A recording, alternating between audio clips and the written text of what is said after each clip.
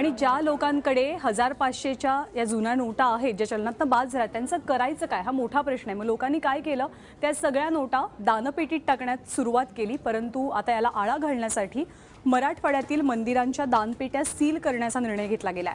त्यामुळे तुळजापूर आणि माहूरसह प्रमुख मंदिरांच्या दानपेट्या सील करण्याचे आदेश धर्मादाय आयुक्तांनी दिले आहेत। मराठवाड्यातील 8 जिल्ह्यांमध्ये हा निर्णय लागू झालाय। या पेट्या 30 डिसेंबर रोजी उघडल्या जातील। दानपेटीमध्ये किती अतिरिक्त पैसा जमा झाला याचा अहवाल सरकारला दिला जाणार आहे। शिवाय मंदिरात 500 आणि 1000च्या जुन्या नोटा ज्या चलनातनं बाद झाल्यात त्या टाकण्यास बंदी करण्यात आली आहे। मोठ्या प्रमाणात जर दान त्यामध्ये पडलं तर त्याचा अकाउंट हा देता यावा घेता यावा ह्या दृष्टीनं फक्त त्या सील करण्यात आलेले आहेत। त्यात काही पॅनिक होण्यासारखं किंवा असं काही नाही आहे। हा एक रूटीन प्रकार असतो। आम्हाला जेव्हा जेव्हा उत्पन्नाच्या बाबतीत आम्हाला असं वाटतं की मंदिरं जे आहेत त्याचं उत्पन्न चेक करावं तेव्हा अधूनमधून आम्ही असे दानपेट्या सील करत असतो।